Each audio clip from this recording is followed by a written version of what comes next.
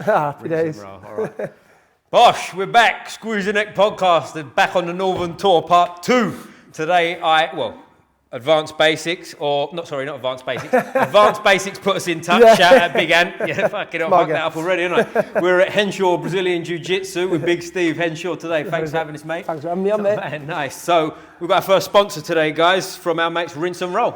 They've give us a anti-back soap, so we don't get like the staph infections and all that business. But we'll see how we go. So give them a shout on Instagram. The link will be in the description and all that lovely stuff. But before we get going, mate, tell us about your gym. 10 years, you said it's been open. Coming up 10 years now, like as you can see, it's got the nickname The Attic. It's just one of them, like it's not much flash in it. I've literally the same just off camera then one. I've only just got a new canvas coming in, a couple of little bits to tie it up a little bit. Beautiful. But I've always kind of like that rough and ready look a little bit. And to be fair, with jiu-jitsu, it's all you really need.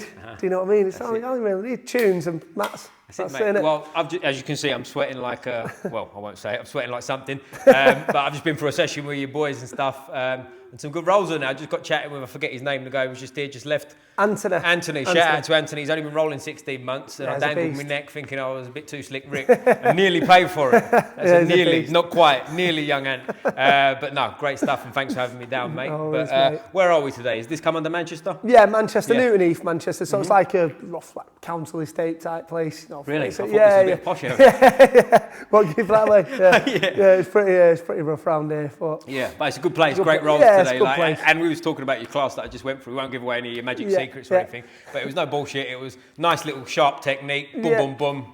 Stick the rounds on. Let's have a tear up. That's it. I kind of teach. I know everyone's got their own style, but I kind of teach the way that I like to learn. Yep. I like to learn by doing. Again, another thing we were just saying a minute ago.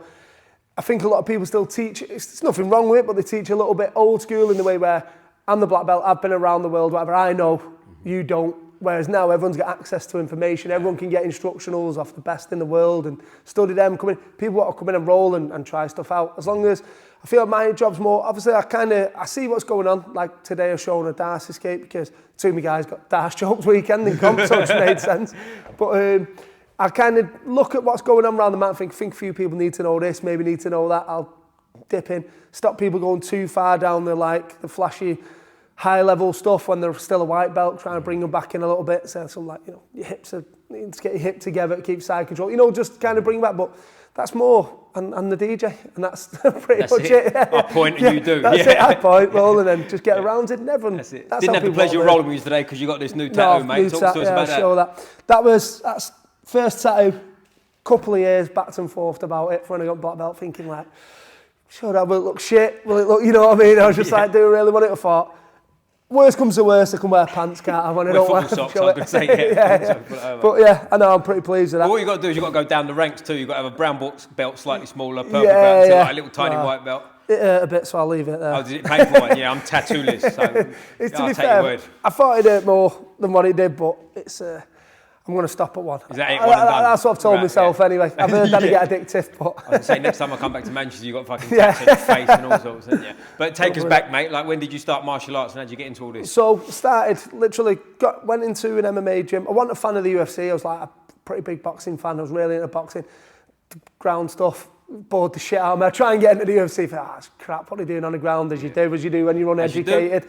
And I wanted to get into Thai boxing a little bit. I'd seen a bit of that.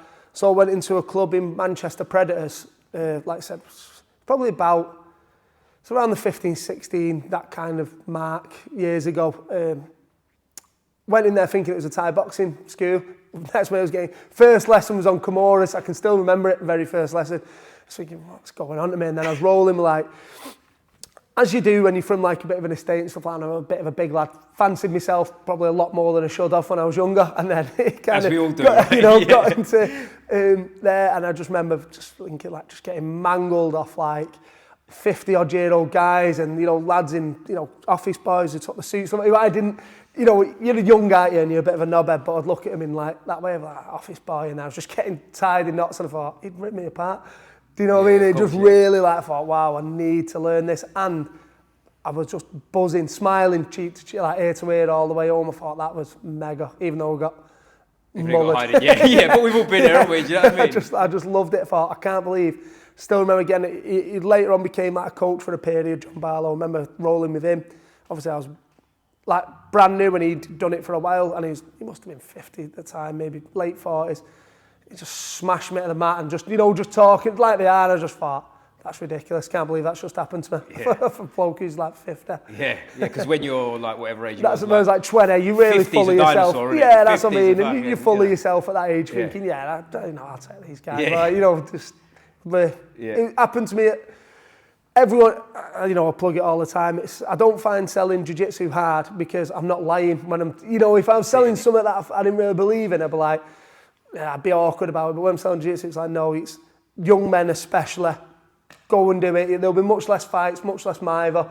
Do you know what I mean? You need that little reality check, I think, in your late teens, early 20s, definitely. Especially leaving a class like we just did there. You ain't got the energy, have you? You don't. Just sit down and have a chat, Exactly. And where are you from originally, mate? You from this area? Yeah, I'm from round here, I'm from Boston, which is literally just round the corner. Not about here, now just live literally round the corner again from the gym here, so it's handy. Still about, this is the area. Yeah, I said jokingly last time I was up north, like anything north of Watford is too far for me. But I'm back for the second round and I'm hoping to make this a regular stop because I like it up here a lot. But so take us from there, mate. You went into MMA and stuff. So did you start fighting straight away? No, so I had trained probably for about 16, 18 months, something like that, and then I jumped on my mate's show. Just wanted to give it a go. I went in at light heavyweight, podgy-ish. Again, undertrained really. When it comes to real skill level, I kind of thought, I'm watching the highlight reel knockouts and stuff like that. Again, it's going back quite a bit now. It sounds silly saying it now because the average white belt is a lot more educated and a lot better than they was 15 years ago. 15 years ago, he was white belt. He really was a white belt. Most of us were anyway. I know there was studs, but most of us were really shit. So I kind of got into my mate thinking, I'll knock him out, I'll envision my having just got my ass kicked. I just got took down off a wrestler, cut me, just didn't know what I was doing. I remember having him in an arm triangle by some fluke, and then kind of just not having a clue how to really finish it. Just squeeze his hands, but not having it, the elbow coming up, just everything wrong. He got out of that, and then he finished me with some weird key-lock thing, and then I took it a bit more serious after that, because, again, even though I'd had that thing of, no, you're not tough, still at that age, you've still got that ego where you think, I'm tough, and I was kind of got embarrassed a bit in front of my mates, I just thought, I've just been battered off all my mates. I thought, that can't be the only footage of me having a fight forever. I thought, I've got to have to, but I took it serious and then got down to middleweight, and then I done okay in the amateurs, found the FCCs and a couple of other shows, had a good run, and then kind of a few years into that, just knew I wasn't good enough to make anything of myself. I was more self-aware than you're a bit older. Around, I was like, I know my limits. I know where I'm at. And I really enjoyed jiu-jitsu, so I just kind of sat off and went all in on jiu-jitsu. And is that where you found a home in the end? Middleweight, was it? Middleweight. Yeah, don't look it now. I know. Yeah. No, but I was going to say you're a big lump for middleweight, ain't you? Do you know what I mean? But again, it's like you go around when some of the pros you'll know yourself. If you're around like a Darren Till character, somebody who's at a welterweight, and it's bigger than me. You stood there thinking that's.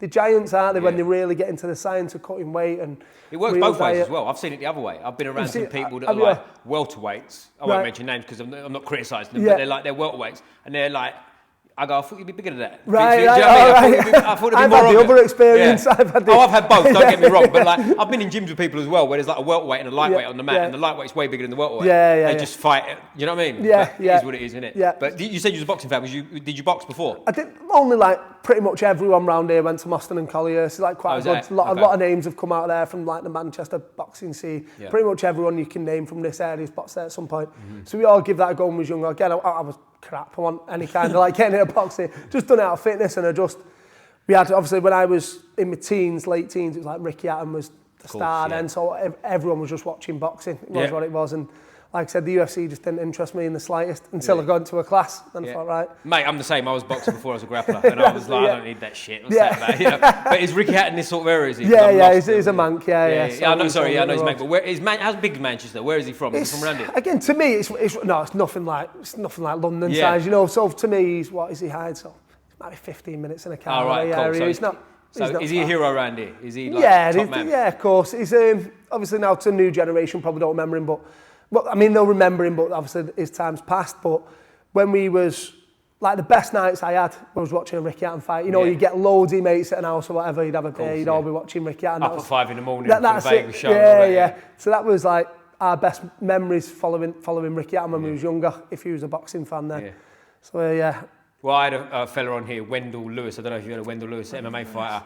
Kojo, shout out Kojo. He was, but he's a London boy, right? From like, you know, from my way. And at the end, I always ask, and I'll get into it, so don't mention it yet. But I always ask people what team they support at the end. And he went, well, blah blah. And he mumbled a bit, and I was looking at me, went, but really, Manchester City. I went, oh, that's fucking original. Do you know what I mean? But he went, no, it wasn't. And basically, the story was because Ricky Hatton walked out to Blue Moon, and he used to like singing it and all that bollocks. So I was like, I was doing it all again. Most of us are United fans. You can't help but get involved in that when he's walking out. Kind of, you know about something about his personality as well, like a local lad. So what's that like up here, Man City and United? Is it a big rivalry or is it not so much? I don't know, man. I think people look at the extreme ends though. If you look at all the hooligans, they're doing whatever they're doing over there. But I think most people our age are going to sit in a pub with a man or no one cares, do they? You know, a bit sad. Well, you see if I'm going, then it's just mental, innit? But it's like I said, take out the extreme end of it. I don't think anyone really gives a shit. Everyone has banter, ribs each other like they do, but I don't think anyone's asked. So how many MMA fights do you end up having, mate? I only had the 6, so I lost the first, and then I won the 5 at middleweight, and then that was it. Successful career, fuck me. It's kind of in little conversation with coach at the time, Stapes. He's kind of going, you know, time for you to maybe go pro now if that's what you want to do, blah, blah. But like I said, I knew I wasn't disciplined enough, and I knew I wasn't good enough, and, you know, to really make, and I had my son at home, was young then, and blah, blah. I was like, nah, I think I can make a career out of teaching jiu-jitsu. It just kind of suits my personality better, you know, going into the teaching side. And that was that, so I kind of just left it there. I was kind of, well, I'm happy to have achieved that. You know, even though it was nothing, I was like, I'm happy to have achieved that much, to be fair. So I'll just jump in all in now on the jiu-jitsu. But it's clever, isn't it? You don't want to end up going pro and like not enjoying it and getting I think you got to be self-aware. It's the top and bottom of it. You see so many people, and listen, not discourage any of them at all, but they're still like, I'm chasing the dream, and they're 36, 37 in MMA, and they can't beat low-level British competition. You got kids like, mate, you know, maybe it's not for you. You know, there's nothing wrong with saying, it's probably not for me. It's all great to have that self-belief, but at a certain point, you got to look around the guys around you and go, nah, I can look now, it's like I said, most 20-year-old lads, and go, he's got something about him. You never know, he might make it, and others, and you think, you know, maybe not you. It's just, it is what it is. I think fighting's the only thing where people around you and coaching that just tell you to believe in yourself, and at all costs, you know, like that'll overcome everything. It's like, look, the fairy tales are out there and they're great, but if I was kicking a ball about for the local pub football team, now at 36, and I said, no, it's my career, I'm going to play for United, everyone just go, mate, you mental, you know. They probably wouldn't even bother, God bless him, do you know what I mean? That's what I mean, they just go, it's not for you, you shit, stop. Do you know what I mean? It's, in fighting, no one ever seems to want to like approach that subject. I think that's a man's thing though, isn't it? Everyone wants to pretend they're a bit of a geezer. And I think that's what it is. It's just like I said, for me, it's just self-awareness. I knew it, whatever I was then, 24, 25, I was like, I seen the real, I got to spend time like Tom Aspinall and people, and you see the people that are going to go far in from no age, no chance. And did he end up being any good, did he, Tom Aspinall? But he ended up being all right. He's doing all right. But it's funny you say that, like, because I've got mates now that are I'm 34, so like the mates that are sort of my age, and they give it the old, like, I think I'm going to get into jiu-jitsu, I think I'll be really good at it. And you're like, well, firstly, get into jiu-jitsu, but calm down. Do you know what I mean? Like, it's a long road ahead. Yeah, exactly, chill out. You know? I think they see it like they're going to come in and on day 3, they're sort of like giving black belts a hard time. You know? That's it. When people do it, when they come here, before they even step through, they'll ask, and I can kind of get the judge of the character pretty much. There's nothing wrong with asking, don't get me wrong, but they'll say like, right, I'm coming to you, how long do you think it'll take me to get better? I'm like, mate, you've not stepped through the door yet. You know, just completely forget about that. Just turn up, mate, and it comes and it comes. Might take you a year, might take you 5 years. Who knows? Just get in. Well, they're out there as well. You know, I'm sure as well as I do. There's people out there that have been rolling for 10 years. They're still a blue belt. Because they're inconsistent, or for whatever reason. It's not like Aikido, is it, or karate or whatever. I've said Aikido a couple of times, and I'm not shitting on Aikido. But if you do Aikido, you know what I'm saying. But like, you know, you've been here long enough and you get a belt. It ain't like that, is it? If you're not good enough, you're stuck at the belt. And it needs to stay like that. Do you know, it can't get watered down again. There's nothing wrong with karate if it's done correctly. But again, when you're just seeing people who are just massively out of shape, massively unfit, you know can't defend themselves in any way. If you're wearing a black belt in a martial art, it's a joke, you know? Do you know what I mean? No matter what, even a 60-year-old black belt in Brazilian Jiu-Jitsu, you know, can handle himself to a degree. Might not kick 20-year-old MMA fighters' asses, but the average guy in the street around his age who grabs him is in a lot of trouble. Even a young man who ain't trained, he's still going to strangle him. Exactly, they're still going to feel that difference of like, well, this guy knows what he's doing, you know, and where it just has to stay. As long as it stays like that, who knows what the future is. It's a very hard game, I suppose, to kind of cheat. But it only takes a few unscrupulous instructors to just go, listen, don't train anywhere else because you'll get fucking smashed. Don't go any comps. Just stay here. But, you know, as a business model, we'll just get you smashing these belts out and out you go. Well, they're out there. No names, but we've all been to school. How many times, I'm sure, over the time you've been doing it, because I've experienced it, you go to a different school's open mat or something, and you roll with someone who's the same belt as you, and you go, who gave you that belt, son? Yeah. Where do you get that from? Yeah, it's again, it's a hard one because there's this kind of, you've got to uphold the martial art. Don't get me wrong, there's absolute piss takes about I've been given out wages from me. The problem is now you've got, again, I won't name names, and they're out there, there's black belts who shouldn't really be black belts. They might be tough guys, they might be good MMA guys, they might be whatever, but they don't actually know the details, what they should know at black belt jiu-jitsu, and they're giving out black belts, so they know even less. You know, so it's old enough now to where people who shouldn't really be a black belt or a black belt, giving out black belts, and it begins, the watering down of the full thing begins. He don't want to see it get his ass kicked off a purple belt, so I'm putting you up straight away, you know, and that happens. I get tapped out in here of some of my blue belts. They're very, very, very good blue belts, but that doesn't mean you're a purple belt just yet because you don't know enough just yet. You know, you're a specimen and you're hard work and blah, blah, blah, but don't mean you know what I know if we roll all the time and you catch me from time to time. That doesn't matter. You know, whereas I think other instructors, it's a ego straight away. Shouldn't be getting tapped off a blue as a purple belt.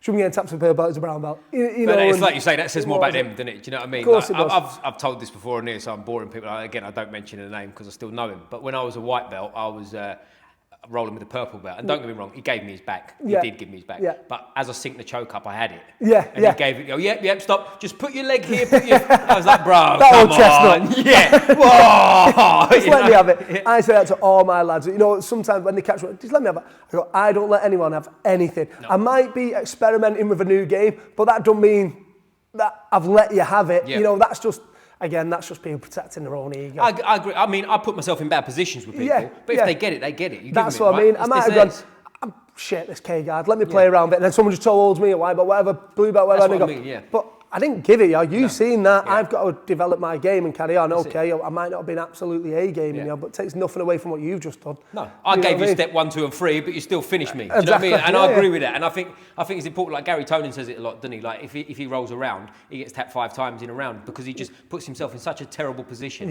But once they stick it on, now he's rolling. If he gets caught, he gets caught. That's it, you're caught. It's almost like, it's my tap because I gave it you. So I think to some instructors like, nah, well, I said this literally the other day. There's a few lads in here need to work on footlocks, defending them, stuff like that. I said, listen, it's all great. Kind of stopped everyone. I said, saying, I'm working on my footlock defence, bro, so I'm just going to put it here. And I said, okay, that's one way to do it, but really you're just kind of protecting your ego a little bit. Of course you are, Don't let him know that you're working on your footlocks. That's the way. Roll and just position your foot that it's there and let it. And you're going. You're 100% before. You're 100%. You're 100%. You're not stopping everyone, stopping everything.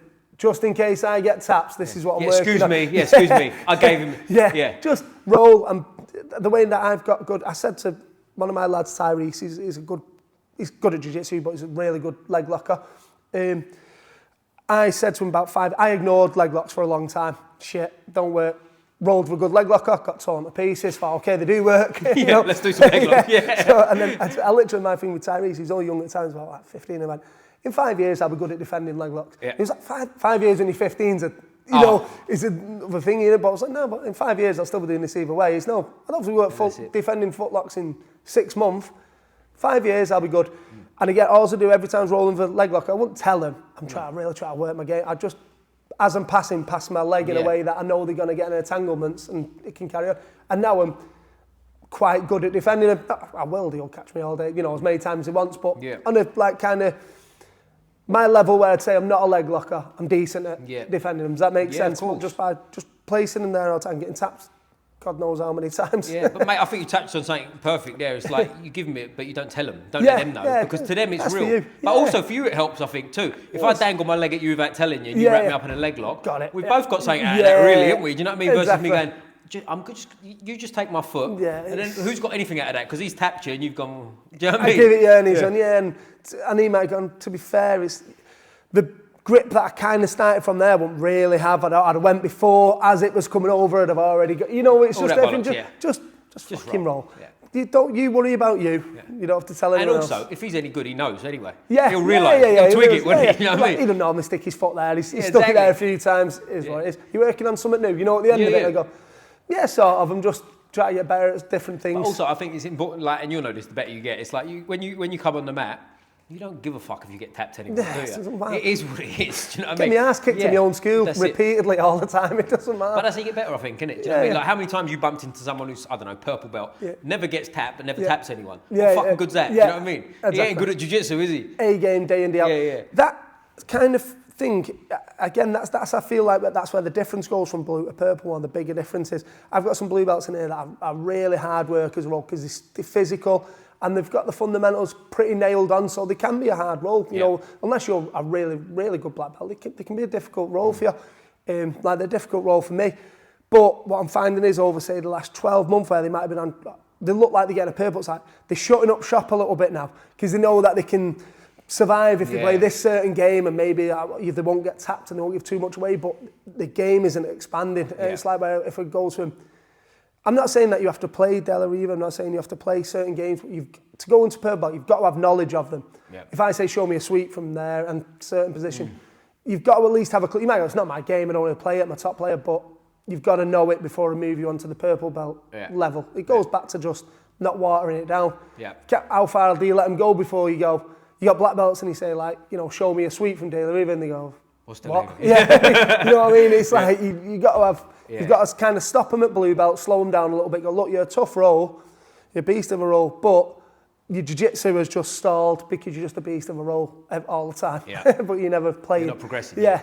And I think that's a big part of it too. And like you say, when you know the position, but a big part of it, when you tell me what you think, is being able to defend it. Yeah. Even if you don't play, it's not my game either. Exactly. But I know how to defend it. Do you know what I'm saying? So you got to know what's going on. Exactly. You can't be the guy that gets to a certain level and is really good, but then someone fucking's got like a straight smash pass or whatever. Yeah. And they just pass. It's like right. Yeah. But what are you actually doing? Like, exactly. Just tell me if you know the same. It goes attack defense goes the same. If I know I'm attacking someone, and I think me having my foot this way is really important. Then I know when I'm defending it, I know it's really important for his foot to be this way. So, it just bounces back and forth. It does, yeah. You've got to have an understanding of it before I can progress you onto what I call now, the purple belt you're starting to be. You know your jiu-jitsu if you're a purple belt. If you don't, you shouldn't have been a purple belt. No. And that's when it all happens really. From there, it's kind of refining, isn't it? Do you know what I mean? Of course. It's you're kind of there. You know what you're doing as a purple. I opened this as a purple belt. I knew what I was doing. Not a great purple belt by any stretch, but I knew what I was doing. Yeah. So I was... Yeah. But that goes back to what we were saying about karate, right? And whatever other, not that we're shitting on karate, but we're shitting on karate. It's like, if you're a purple belt in jiu-jitsu, it's not acceptable to ever get turned over by a beginner, is it? Do you know what I mean? It's as simple as that. It really there's no excuse to me. Do you know what I mean? Once you get to that point, because otherwise it does turn into a fucking make-believe martial art, doesn't it? You know what I mean? There's elements of because we also, there's the flip side of that is we know people that are sort of in their 50s that got into jiu-jitsu in their 40s. Yeah. Now they're purple belts. Yeah. There's a difference between that and someone who's 25, obviously, for physical reasons. Yeah. But the same rules apply to a degrry, I think. Yeah. You know what I mean? Again, it all just goes into, there's if you go to each end of the scale, there's obviously, there's things that break the rules a little bit. If you get a 55-year-old purple belt and you say, Eddie Hall, roll with him and he's an average looking, there's obviously exceptions to the rule here and there. But if within reason, you should be dealing with most people, 99% of beginners, once you're a purple belt, every now and then that freak might come in and oh shit. Well, he said, I can't remember his name, Colin something, Darren Till's coach. Colin Heron, right. He said once, if you're 70 kilos and above, you should be able to get to the level, I might be butchering this, someone correct me if I'm wrong, but it was something along the lines of if you're 70 kilos and above, you should be able to get to a level where you can defend yourself, not necessarily win, but defend yourself against anyone. I think there's something to that. I think, definitely. Though, again, even if that's not the case, it's an aim, which changes your change your mind. I say this a lot.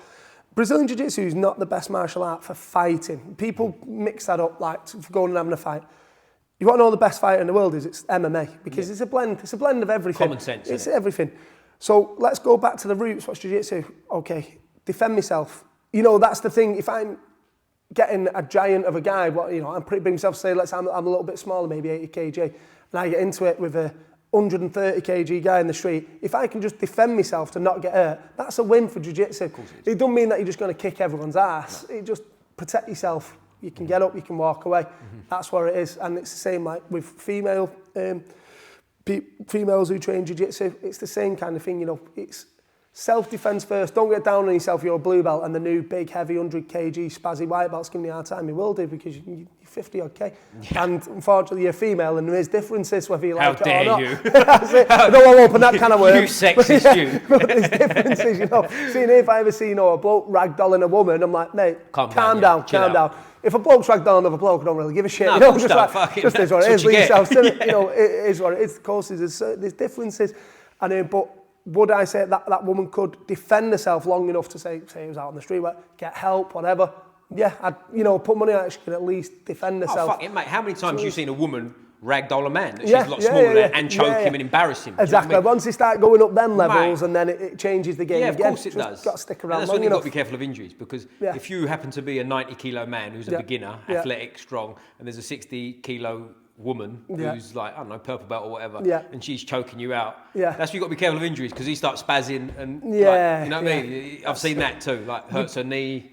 We do a good job of keeping the dickheads out of here, to be fair, because you do get plenty of them. Because again, we're in like a rough area, but I can within 99.9% certainty spot a knobhead a mile away. Do you know what I mean? I'll be instant 100%. Just kind of clock them come in and puffing up chest and bro, and you see they're about to go hard on new kids. And don't get me wrong, if they just don't know what they're doing, it's different. And they're a decent lad, it's different. But if I think he's come here with the intent to hurt someone because he's a prick, I just go around with better guys, go get rid of this cunt, make sure we never see him again. Smash him a bit, have him shaking when he's leaving here, like, I'll see you Monday. I'm like, yeah, sure you will, mate. Sure, I'll never see you ever again. And that's the best way to keep But them's the rules, isn't it? Do you know what I mean? That's how you do it. As a gym enforcer, like, stick it on him. Exactly. Do you know what I mean? Make sure he don't come back, get rid of him. You don't need that here, do you? Like, in any way. It's my job at the end of the day. I've got to be here every day. And I've gone to some gyms, nothing wrong with it, but their kind of atmosphere, it works for them. But I just think I would not want to turn up here every day if this is the kind of guys that I have to deal with. You know, whether I want to be badasses or whatever, you know, whatever it is, or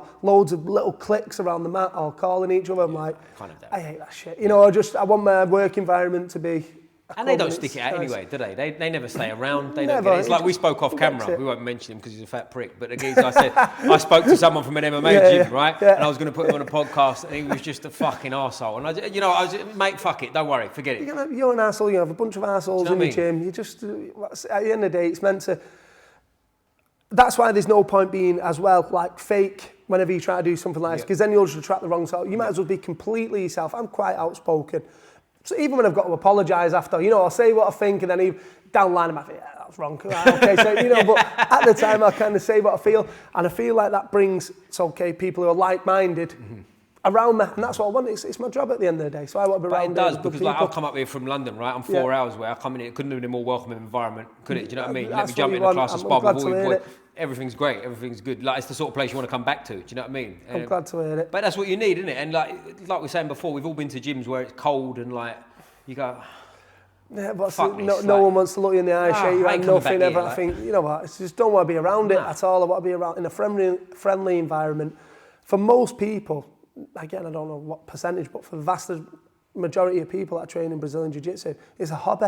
So imagine turning up somewhere where everyone's cold shoulder, everyone's a bit of an arsehole, the coach got a bit of an ego, he don't really, you know, he's putting on the tough man act, this is my hobby. I left my kids in that home, you know, I'm just coming here to do, you know, well, just learn something and do something a little bit different, and that's, if one person, say, who could have loved Jiu-Jitsu, and Jiu-Jitsu could have been a really positive influence in their life, goes to that gym on the first time, you might never see him ever again in a Jiu-Jitsu gym, and it's a shame. You know, because of one set of arseholes, basically. Well, mate, I'll tell you what, I was in a class at our gym, shout out New School Brixton. There was a lady in there, and she's like 40, and she was at a different place, and she gave up jiu-jitsu. She threw her gi away for 4 years because of the experience she had there, because the coach was maybe a bit touchy-feely, was a bit of an arsehole to people, and it was that kind of vibe. And she said she went home, I won't mention her name because in case she doesn't want me to, do you know what I mean? But she was telling me, like, she literally went home, she threw all her gis away, all her shit, and was like, fuck that. And it took her, like, till this school opened near her to go, maybe I'll try it again. And then started, and she's good, do you know what I mean? She's like, shame, sort of like... could have been, you know, good on her for getting back into it, what a shame. Yeah. That's the risk I've run as well when I've kind of stopped doing them now, I might do them again, but you know, the beginners courses, it's that you get a big influx of people, and sometimes I'll clock kind of the couple of people out that whole beginner thing where I want to stay. I know I can see something like they're just nice people then. But if 20 people turn up, 18 of them are dickheads. I'm not saying I've had that kind of ratio, but it only has to take 1 or 2, and it seems like the majority of the rooms are dickhead. You know, turns up, and then the rest of them go, I'm not doing that shit, I don't like it. And they'll leave, and then it's like, that's why I'm a little bit thingy about beginners courses, because my gym now, the environment, the tone is set. One person walks in, he's not going to wreck that. But with like a beginner's class where I don't know anyone, they all turn up and I think, oh, gym's full of arseholes. Only take them couple of decent people leave and they go, it's full of dickheads, that gym. It's an interesting point, that, yeah. And you're like, you know, that's it. I'm not in control of who's walking in it.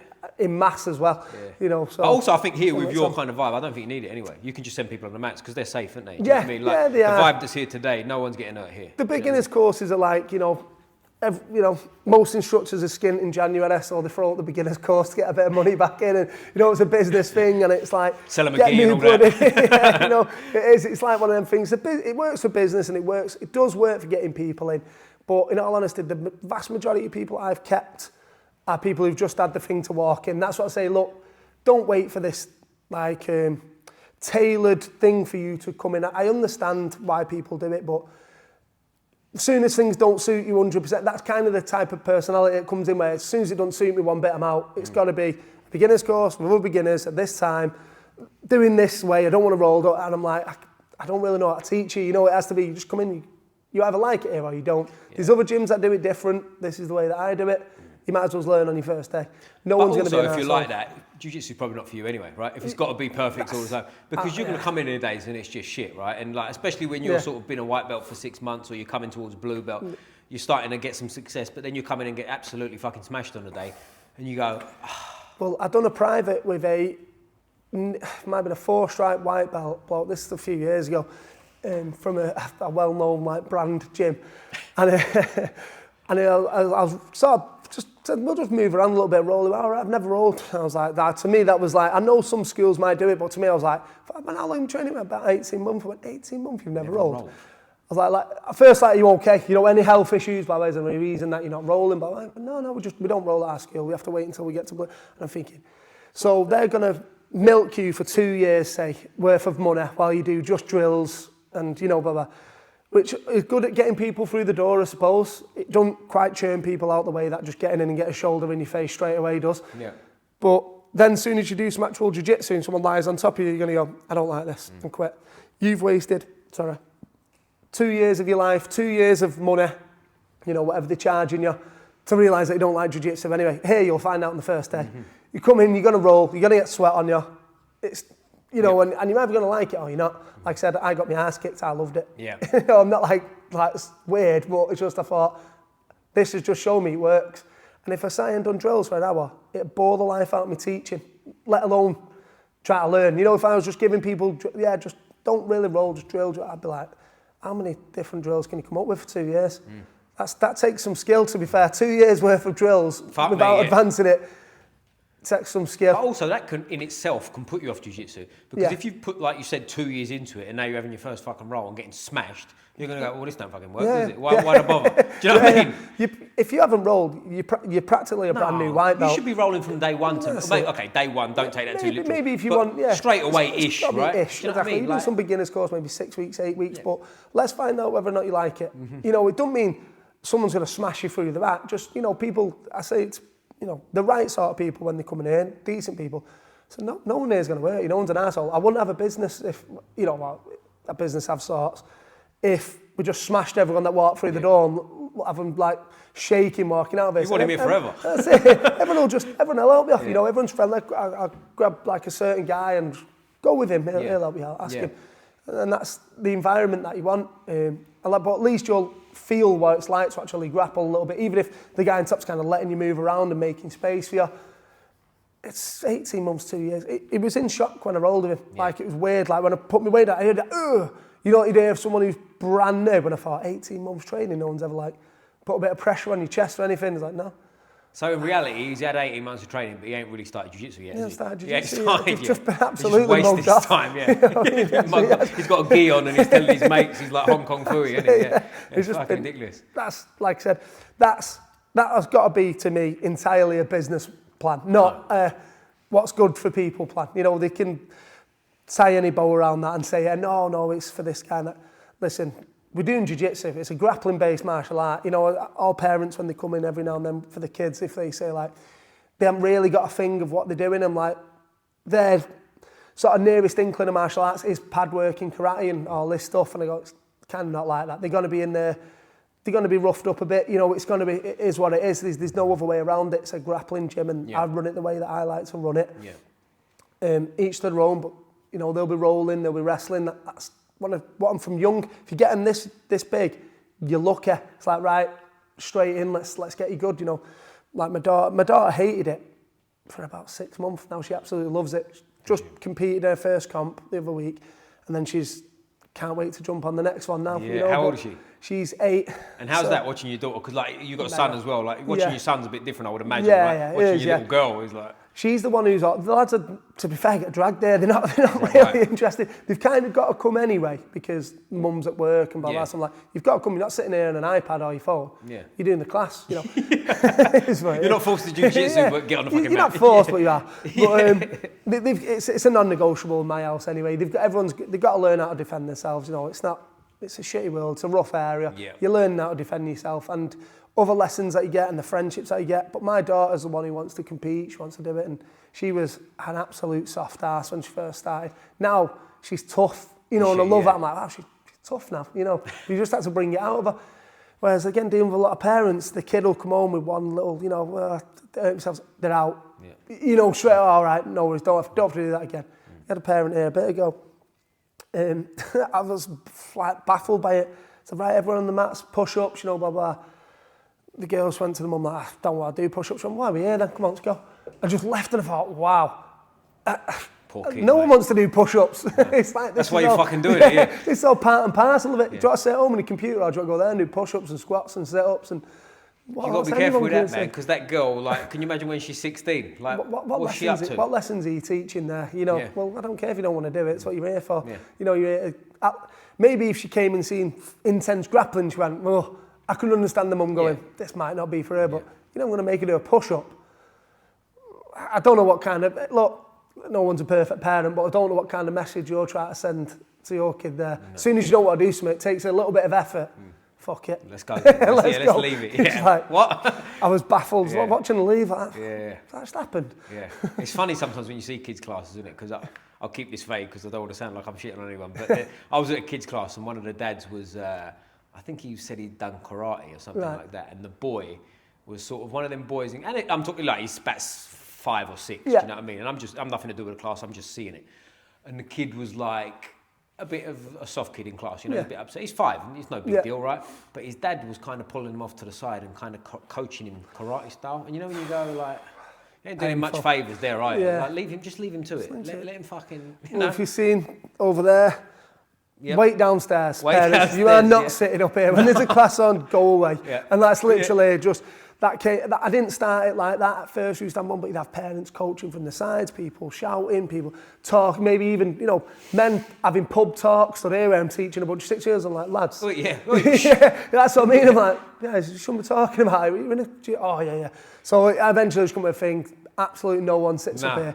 Leave your kids, they're all fine. There's 2 instructors here. Everyone's all right. Wait downstairs or go away and come back.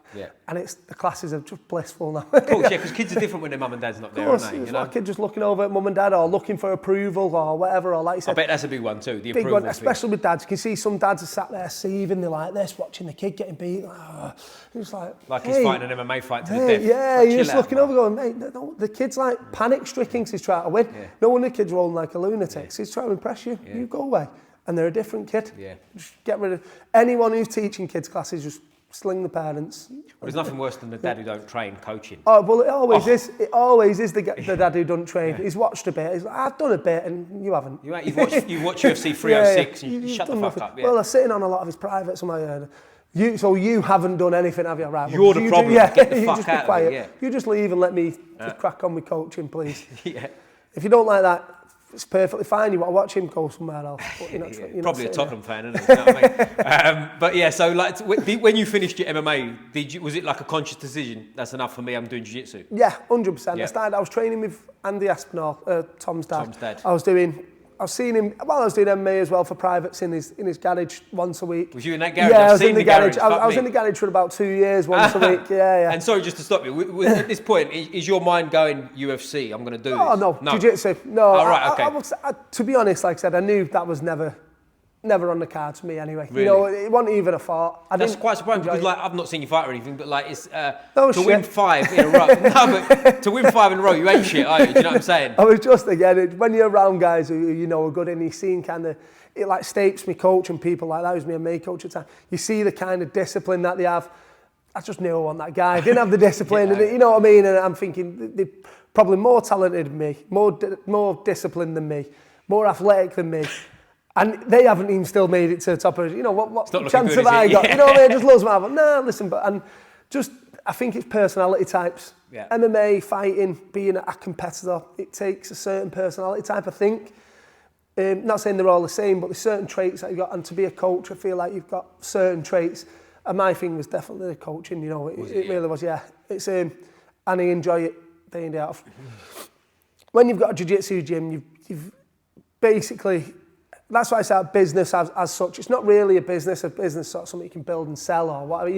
You've created a job for yourself basically. Right. So, again, going back to not having nail beds in the gym, blah blah. I've created a job for myself. I don't want it to be a stressful job. The reason why I've got the attic space, I've not got, I don't need all the bells and whistles and put an extra 30 grand a year on top of what I need to find, to pay the rent and this and that. So then I've just created a stressful job for myself. It's nice and easy. We just plod on. It's nothing wrong with having the massive gyms. I get it. I get why people want them. But I remember watching a while ago, it's an American Top Team. Yeah. Their owner's some like 100 millionaire, billionaire, whatever he is. Yeah, The mad main facility gaffer. as well. Yeah, that facility, you've got everything, you've got all the best, you've got absolutely everything. I remember seeing things like, this is a liability. This doesn't earn me money. This drains me every month. This is just something that a passion project. He can just afford to lose it, yeah. So, but you're seeing guys try to get to that level, and I think a lot of them come unstuck. Like I say, in the 10 years that I've been here, I've been advised, time to build up now, Steve, time to do this, time to get that big building on the corner, and blah, blah. I say, in the 10 years of being here, I've seen a lot do that and fail, and not that I've wished any of them to fail, but it's, for jiu-jitsu, you don't really need it. You need mats, and you need tunes, and that's it. Yeah. Everything else, it's nice to have a coffee area, it's nice to have the big shower room, it's nice to have the weights, of course it is. Bring in a little extra income, some of these things cost well, but also then your overheads are up here. And again, you're not really building a business because people might only be here, I'm not saying they all are, but because I'm here, so tap my finger.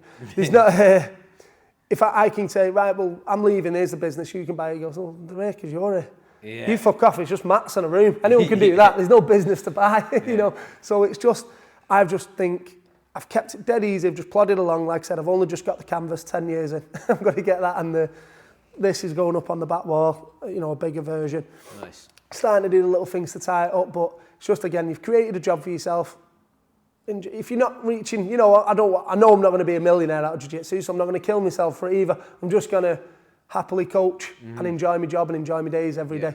Like you invite different people when you've got a space like this. Like you invite people that want to train, right? If you've got the fancy showers and you're giving out towels and smells nice and you whatever, you bring in people in that want that environment. Yeah. Now there is crossover, of course there is. Of course, but at the same time, like you said, you're in an area here where it's like council estates and whatever. I'm not going to be able to charge 120 quid a month. But people that come here want to train, right? They're not interested in that shit, are they? They go David Lloyd if they want that. I'm probably the biggest tart in here, which is what I do going to that stuff. But I just don't have it in the business. I'm like, I like a good sauna and all that stuff. Of course, if someone give it me for now, it'd be here. Of course it would.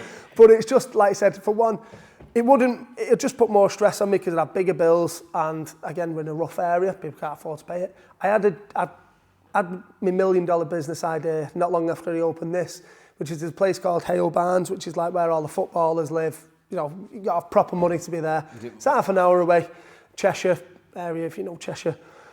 And I went about and I thought, imagine a jiu-jitsu gym here. I thought what you could charge. I was charging, I think, a £5 at a time here. I thought, I could charge like 15 quid, per person. So I went literally on the front, on the main drag where I could never afford my own space. There's a little personal training studio, and just said, the room upstairs, like, you're using it? He went, not really. He said, can I throw some mats down now, kind of sub late off you and get a bit of jiu-jitsu up here? He said, yeah, give us a tenner an hour. I just thought, right, bonus, I can charge like 15 quid, I'm in like this area. Yeah. And I was there for about, it was only small, maybe quarter of the size of this. Yeah. So I'd literally bring my own mats up, put them down at the start of class, wait for people to come. Charging like 13 or 15 quid or something, just for driving, 30 minutes on the road, and this wasn't too busy, so I could do it. And like I said, the way that I teach here in Newton Heath to the way that I was teaching in Hale Barnes, there's not going to be no competitors coming out of Hale Barnes, but I was just like teaching a very, very soft style of jiu-jitsu, and I thought, nah, I fucking hate this, I don't want to do it. When they tell people to roll, they do one round like, all right, I'm done and back, and I thought, nah, this isn't, not saying they're all like that, all them posh boys, but most of them were. The ones that were coming into me were anyway. I was like, no, I can't be Can't do this. They probably have nothing in common with me. I have nothing in common with them.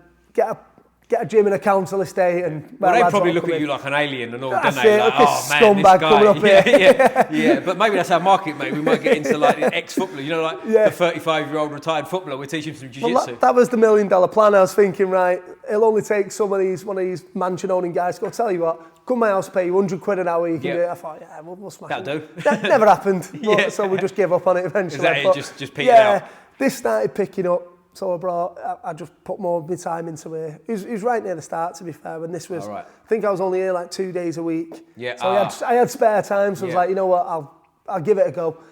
It got to about, like I said, might have had like 8 lads on the mats, and when you're a jiu-jitsu instructor starting off, you're absolutely skint. If you're coming back with anything over 100 quid for your hours work, flying, isn't it? You're buzzing, yeah. But like I said, it's geography and luck, a lot to do with.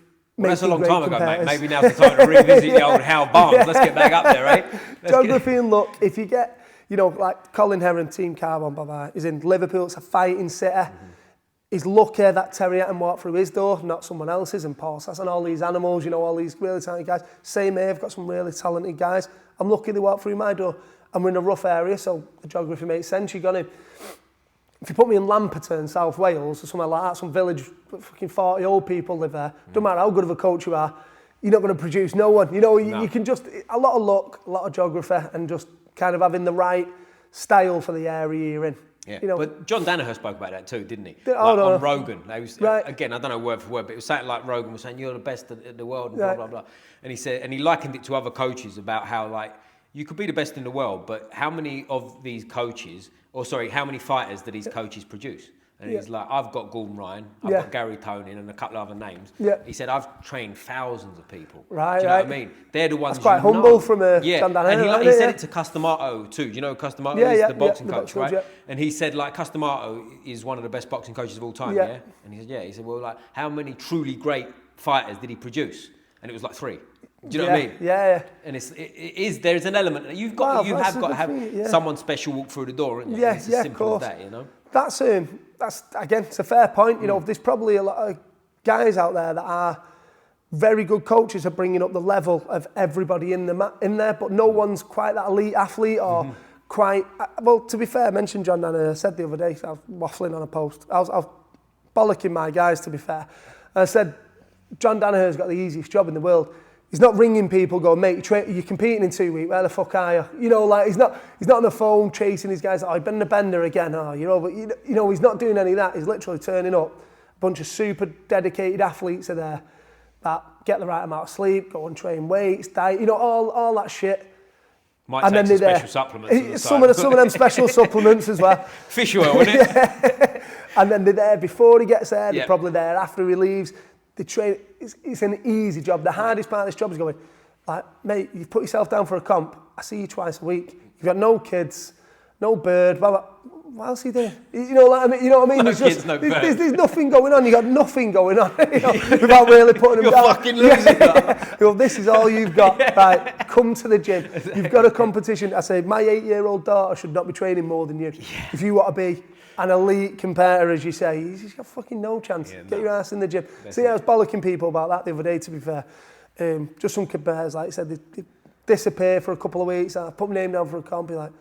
But they don't want it, do they? I'm not seeing it. If someone's like, it's an extreme example, but like your Gary Tonins and Gordon Ryans of the world, you don't have to call them up to train. No. They're there. It's easy. This is an easy sport to be the best in the world. Give any mediocre Brazilian Jiu-Jitsu instructor a bunch of guys who are willing to train 6 hours a day in a sport where 98% train 3 hours a week. And where money's no option too. Like when you've got to the point of them two, they're full-time. That's it, because I've had this chat on him many times as well with different people, so I'm repeating myself. But like Tom Jackman, shout out Tom Jackman, he brought it up first, is like... if you talk about how many pro jiu-jitsu guys are there, and people go boom, boom, boom, and you go, no, not really. Like the example he gave was Roger Federer. Yeah. So as a tennis player, he ain't giving tennis privates on the side. Yeah. He wakes up in the morning, he practices tennis, and that's it. That's a pure professional. Do you know what I mean? Like there's a lot of jiu-jitsu guys that are out there, pro jiu-jitsu guy, but they still teach privates. You're not a pro jiu-jitsu guy. Do you know what I'm saying? You're part-time. You're not. You're full-time, but you've got a job. Do you know what I'm saying? And it's like. There's elements of that too, isn't there? Like when you get to Gordon Ryan's level, he ain't gonna fuck about that, does he? He just trains, you know what I mean? That's what I mean, just train all the time. If you can do it.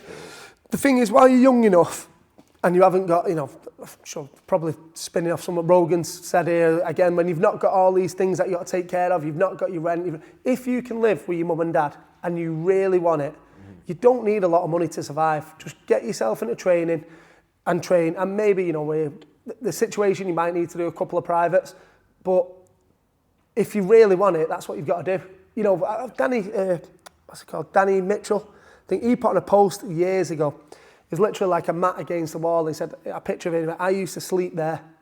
He said, all these lads coming up now, they want a Rolex straight away, they want this, they want that. They live the life before they've earned anything.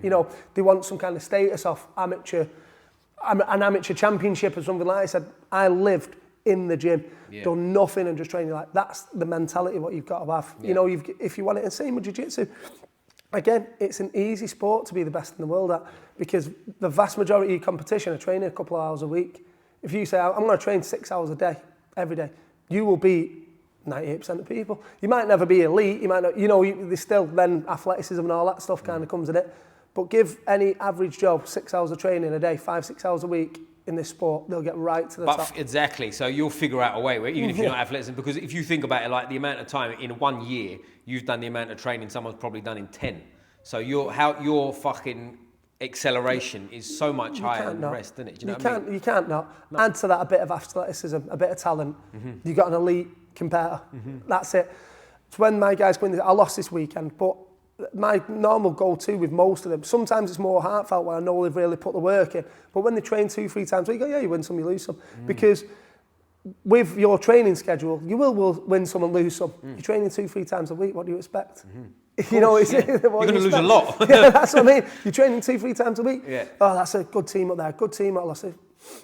No, it's a good bunch of guys that are training up 3 hours a day when you're training 3 hours a week, and you've got to compete against one of them. They're dedicated, they mean it, they want it properly. Yeah. There's a big difference in that when someone who really wants it. Like if you're, like you say, like the training thing, there's sort of a, what's the word I'm looking for? Like a bit of a vibe around people now. Yeah. It's like they train, now they need a rest day, now they take these 15 supplements, now I'm eating, tomorrow I need to sleep 9 hours.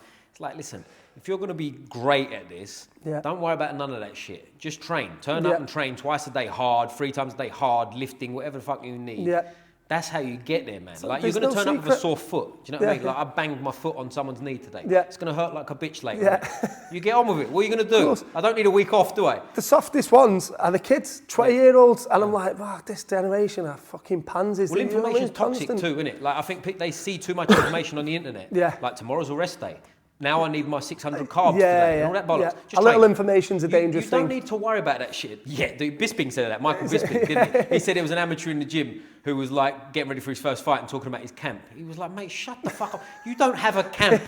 Just train. Do you know what I mean? Just train. You don't need a camp. Stop outthinking it. Yeah. I said again, it's similar things to what I kind of, because of a trainer, just watched jiu-jitsu stuff, I probably have adapted speeches and mentalities off a lot of different people, because you can't help but soak it up and then it bleeds over onto your own mats. So sorry if I sound like I'm ever like kind of just ripping off something someone said, but if someone hits home, it's like, well, it makes sense, I'm going to say it. I'm going to nick it, yeah, it's mine now. I'm going to nick it. But say the same, like I said to my guys, you want it, I don't know how many people have got a key for this gym. They've all got keys for the gym to train whenever you want. You want me to put on a class, whatever time, I'll put it on. Do you know what I mean? But you've got to meet me halfway. You've got to be there. Yeah. Don't say because you fancy it this week, but you won't be there next week. Don't take a key and train once a week. Yeah. Exactly. Get yourself here. Get training. Like I said, there's no secret. That's the thing with jiu-jitsu. The secret's in these instructionals. The secret's in going to some camp somewhere and paying a couple of grand to train with this guy. No, the secret is getting on the mats and training. That is it. You know, that's all it is. You need a little bit of guidance and you're off. And then the rest is on you. Yeah. And a lot of it, I feel as well, you tell me what you think, like the coach, like we did today in your class, very simple, not an easy technique, but a simple do this, now spar. A lot of stuff you work out by yourself, right? Like a lot of stuff. And also body comes into it too. Yeah. Like if you happen to, like, okay, let's go bare bones. If you're 80 kilos, that's quite a common weight, isn't it? 80 kilos, you could be anywhere from 5'5" to 6'5". Yeah. Like you've got a very different body. You know what I mean? You're adapting to that. And like the dash you taught us today, or the escape from it, like it's going to work for both types, but they've got to figure out the feeling, innit? Do you know what I mean? They're not all going to figure... there's all that to it too. And it's like you say, man, just show up, man. Whenever I'm talking about anything, it's the same thing. It's an art, it's not a science. So, okay, there's some fundamental rules that have to be like, listen, if his head's that way, you can't look that way. That's just a rule. But after that, it's kind of playful. You got to figure shit out for yourself. Yeah. Again, if you're 6'5", you're going to have and you've got like crazy leg dexterity in that. Maybe like an open guard type of thing is for you. You know, if you're short, stockier, maybe it's more framing and getting out there, but find your thing and do it and then make it better. Say, everyone, I'll show you what I know and then make it better. Make it your thing, make it better than what I've just shown you. You know, I'm showing kind of a bland, one-size-fits-all technique. That's why I don't kick its ass too much and keep going over it. It's like, this works for me. See, I reckon it'll work for you, but have a play with it. Yeah. See what else happens. That's it, yeah. And then roll. Get in there and figure shit out. That's it. And I feel like it's a benefit of being comfortable in positions. Like I like to wrestle a lot. Yeah. But sometimes when I wrestle, I'll do rounds where I'm going double leg, and trying my hardest to take the person down as much as I possibly can. Yeah. And then other rounds, I'll just stand. And I'll put my head on someone and I'll pressure.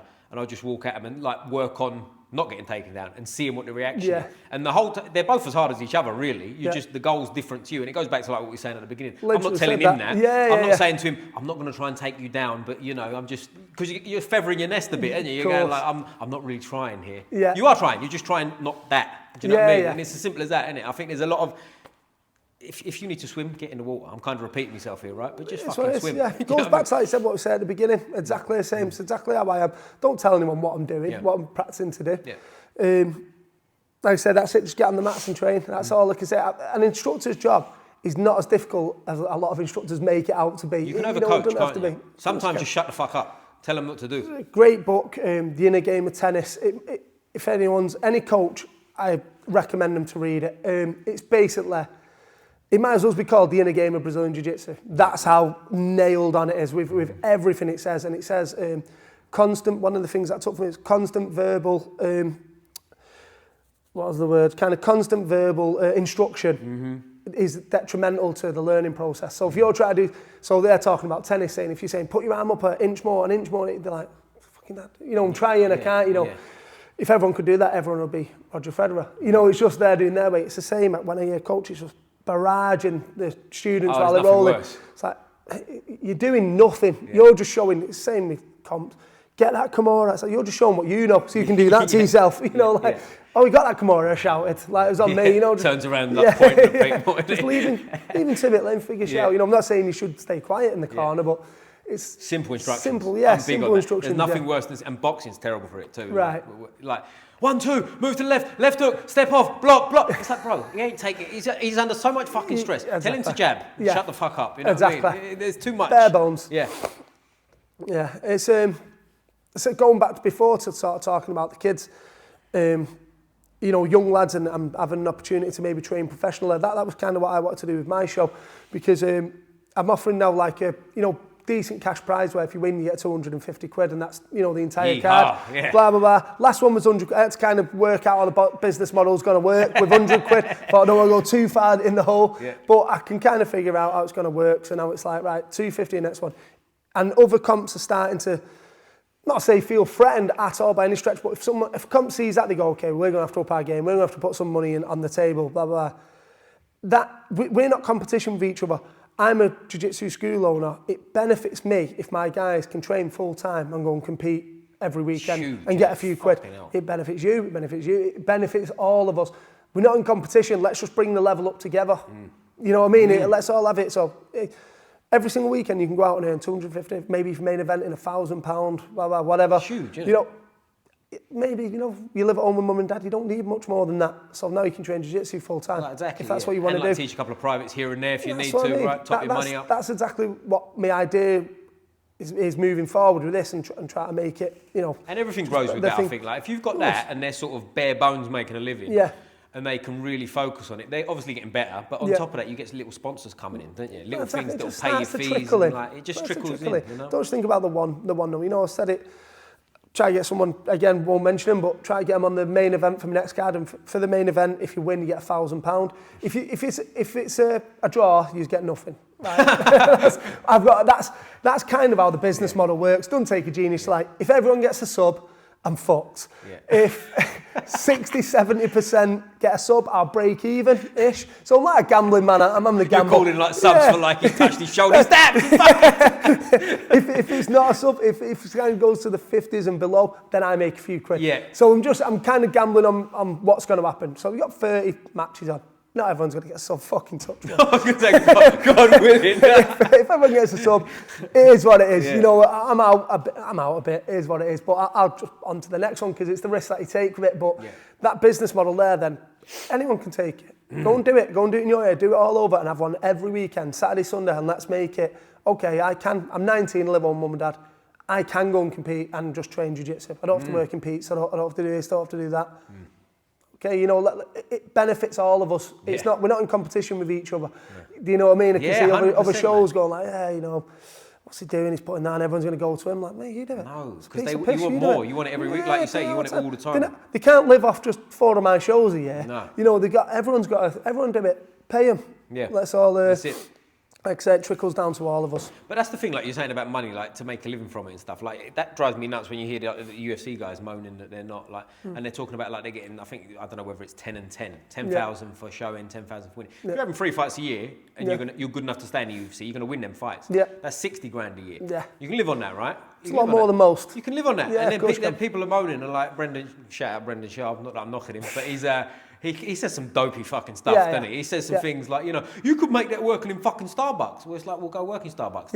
Okay. I'm sure they prefer to be a fighter than work in fucking Starbucks. Exactly. Right? That's why they're doing it. They're living their dream. Do you know what I mean? So if you're earning enough to live on, even if you're earning less than working in fucking Starbucks, that's a win, isn't it? Of course it is. Same with this. You get people all the time complaining. There's certain like stars that are just, you know, stars in jiu-jitsu that I don't think anyone deserves that status yet in jiu-jitsu. It's not big enough, but anyway, you know, jiu-jitsu like stars, whoever they are, they're like complaining about money all the time. And you're just going, well, I know you're doing a seminar, you probably took $2,000 for that, you probably took, you know, $3,000 for this, you're teaching private, charge 100 quid a private, 150 quid a private, you're 24, you're not on a bad wage, you know what I mean? Unless you've got like some raging cocaine habit or something, you should have quite a lot of money in your pocket. That wants things all the time. You should have quite a lot of money in your pocket. Well, but even going back to the seminar, if you're teaching 1 seminar a month, that's easy work, right? One seminar a month and you're earning $2,000 out of it. Working for 3 hours. You could do that. Showing like, stuff you could show when you sleep. If you genuinely want to be a jiu-jitsu pro or pro at anything, you can live on that, can't you? Like, you just have to give up other stuff. Do you know what I mean? You can live on that and then get on with it. Do you know what I mean? But people want the fucking Ferrari and all that. They think the competitor, you know, we don't earn as much as other stars like NBA. Well, of course we fucking don't earn as much as people in the NBA. No one wants to watch you wrestle. No one gives a shit about it. That's why. That's why I use the word star loosely. Like, only people in jiu-jitsu know where you are. And 90% of them don't really give a shit about it. Even people in jiu-jitsu, there was a guy, I don't know his name, I don't mean this derogatory, but there was a guy on the mat who'd flown over from B Team out in Texas, right? With Nicky Rod's gym and all them people. Right. He was on the mat where I was. I didn't know who fucking was. Do you know what I mean? Yeah, that's what I mean. I don't give a shit. Well, yeah, I didn't know. I'm not being an arse. I just didn't know who he was. I don't know. And they said he's from so-and-so. And I was like, and I'm in jiu-jitsu. Yeah, do you know what I mean? That's so my mum definitely don't know who he is, does she? Exactly. Do you know what I mean? It's jiu-jitsu is great to do, pretty shit to watch. Yeah, and that's what it is. That's the thing. And you just hit it on, and no one wants to watch it, do they? I don't want to watch a jiu-jitsu match. Do you know what I mean? I might watch an exciting one, and like someone goes, "Oh, so and so is going against him." Yeah. But even if it's a 5-minute match and they butt scoot it towards each other, I'll go, I go watch the football.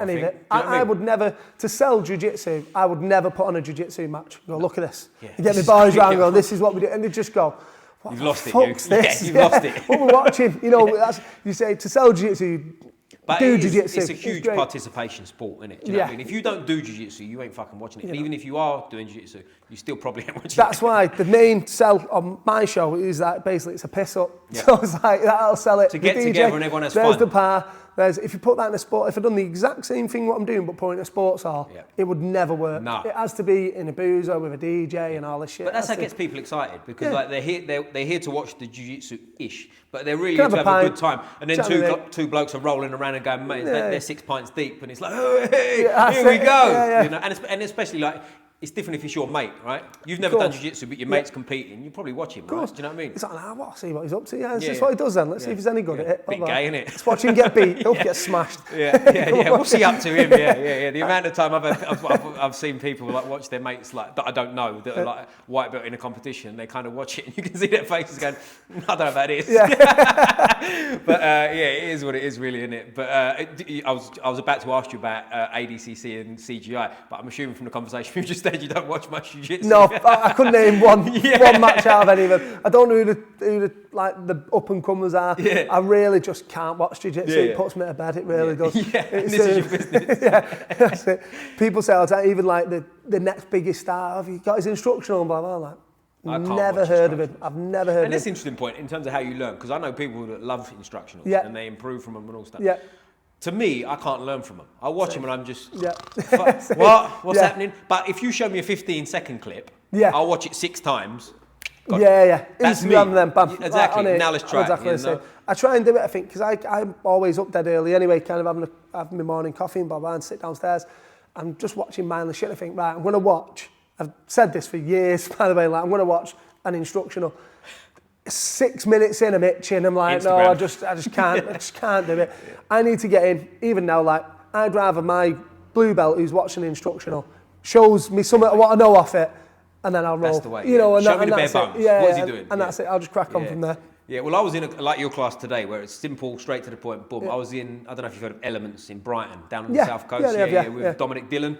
Shout out Dominic Dillon. Podcast I've heard of it. I did we did exactly like we did today. I did his class and then podcasted with him after, and it was brilliant, man. We just went over Kimuras, like different, like to take a Kimura off a big guy, strong, and it was so simple, but it was brilliant. And it was just like fucking, that's it. That's how we need to teach. Well, watch most roles. Again, I see people, this is awesome. They do something.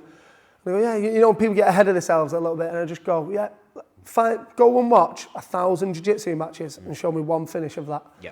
You know, and that's it. And you kind of see them go, and they go, looks great, drill's great, blah, blah.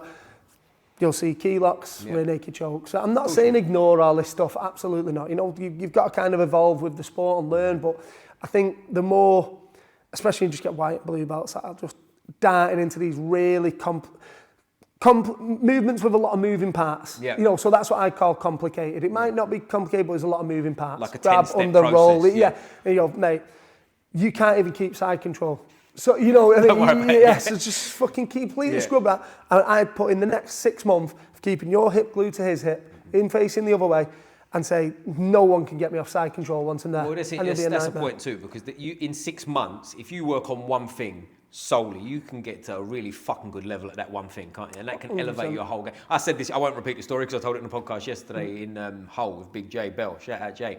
But I was teaching a class and a white belt asked me a question, a tricky manoeuvre and this, and what happens when, I was like, mate, I don't even know what you just fucking said to me. You know what I mean? Like, forget all that. Like, you don't need it. You don't need it. Just fucking grab his neck and squeeze it. Do you know what I mean? Like, that's it.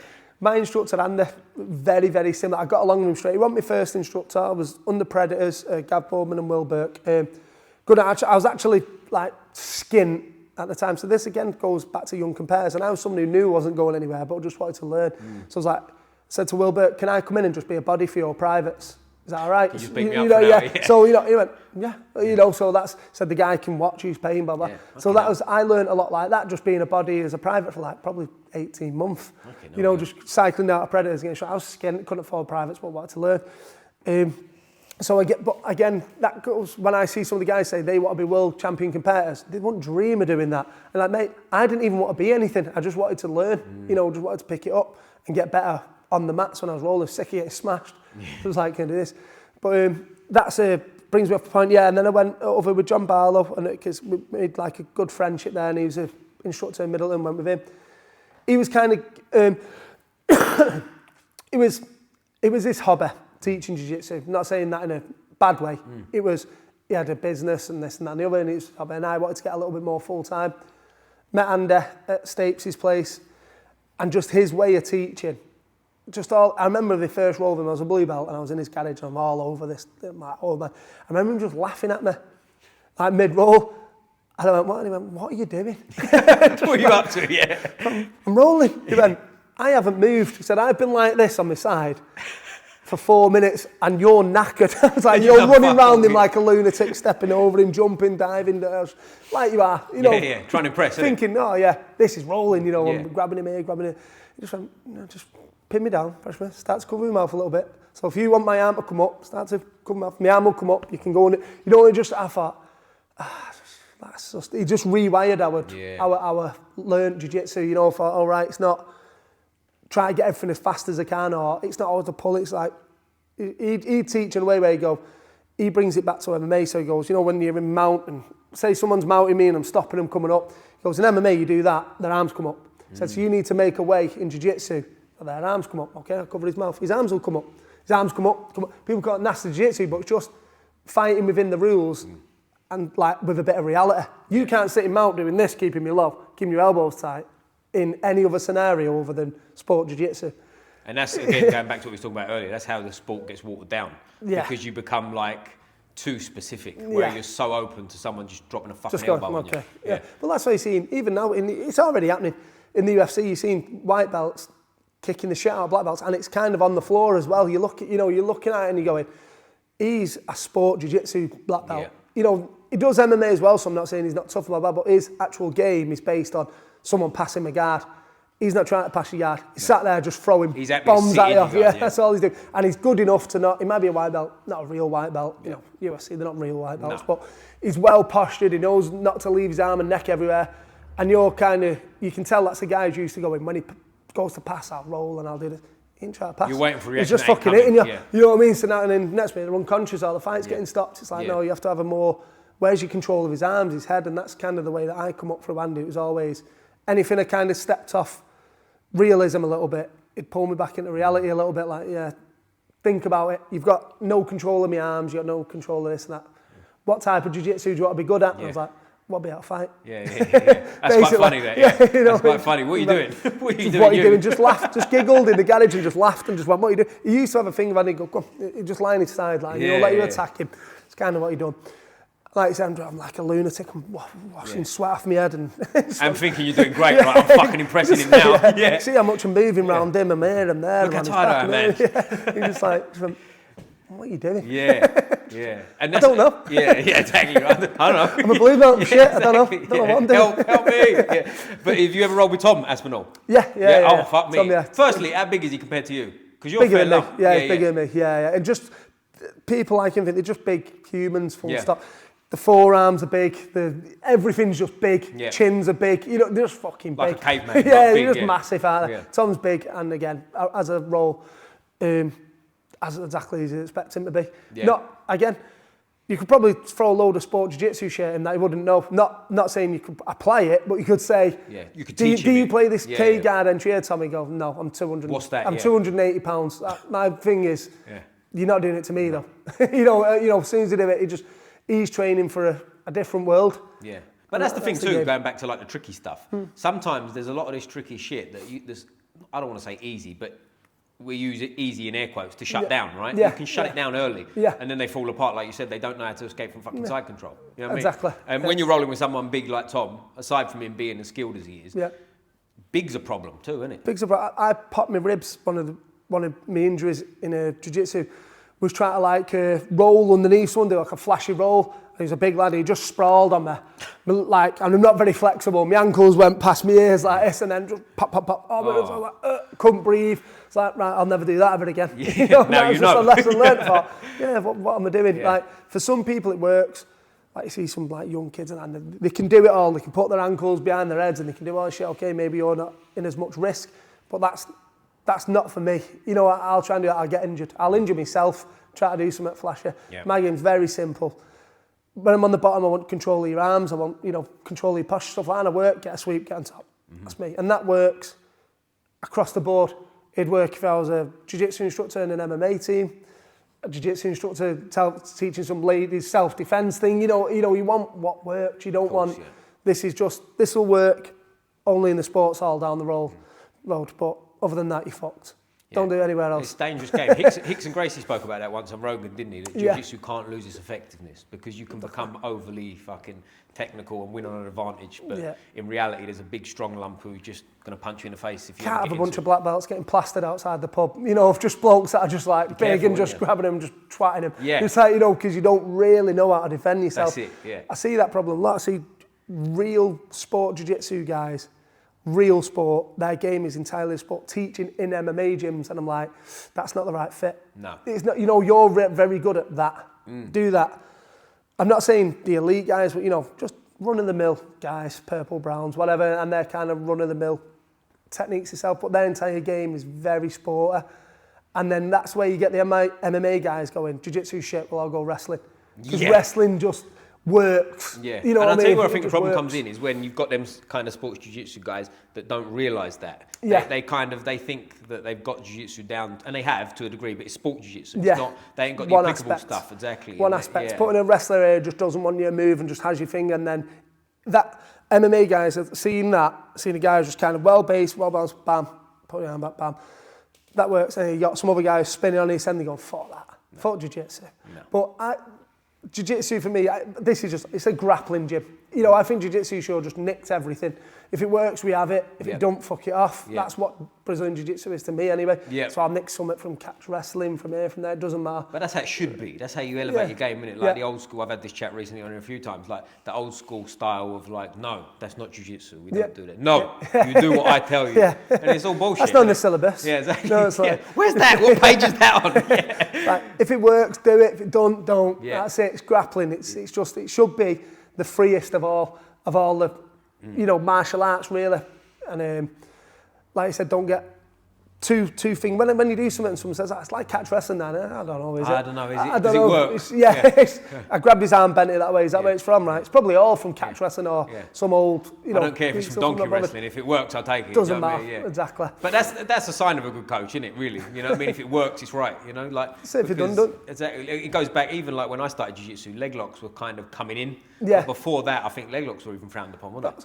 To me, I had Tyrese used to play with him, but he was about 12, so I was too big and strong to, you know, so technically he was kind of playing with him. And I was like, this shit. And I just kind of shake him off and thought like that.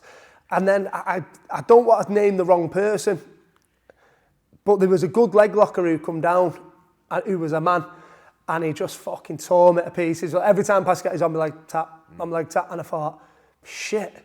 They work, you know, I am an absolute white belt at them, and they work. And I thought, right, and that's like 7 said, 5 years, I'll be good at them, you know. But I just thought, shit, yeah, they do work. Yeah, but when I was coming in as well, like when they was high, I was sort of like white belt to going into blue belt, and like you'd see that sort of level, like tapping black belts that never done it with a leg lock. They'd get smashed for the whole round, but then they'd like find a way out and rip the knee, and it was like a big deal. But I think them days are dying out as well, aren't they? It's again, that was my own ignorance.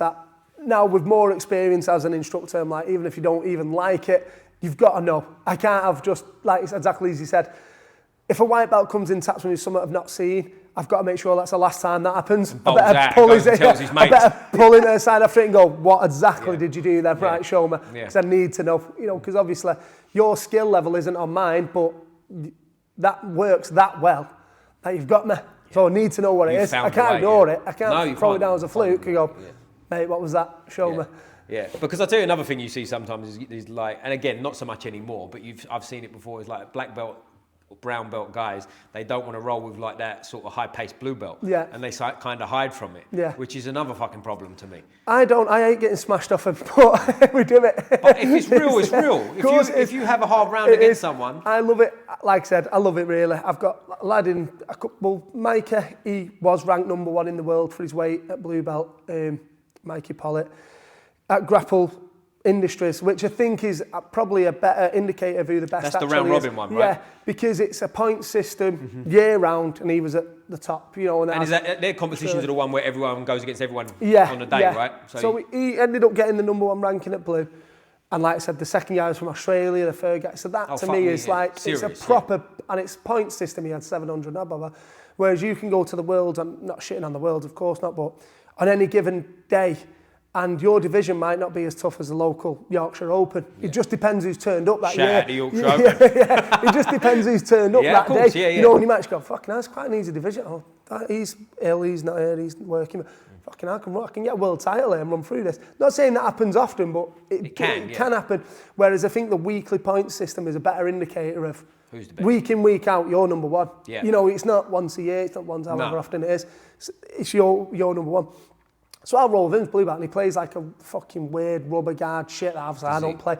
And just, I go into his guard, I'm in trouble instantly. He's a purple belt now, so I don't look as bad. But when he's a blue belt, and he's fucking tiny as well. So is that's he? I thought you were going to tell me he's like 100 kilos. That's even fucking worse, to be fair. I fucking hate you, but he's just got that mental flexibility and really weird strength in his legs. Stuff like that. Got another leg coming through, Lewis, he's the same.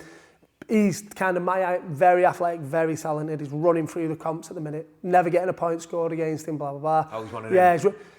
You know, he's sandbagging a bit at blue now, but he wants a proper run at comp, so it's like, well, we'll hang by. But again, I love him. I'm fighting for my life. You know what I mean? He's like 22, he's good, very good.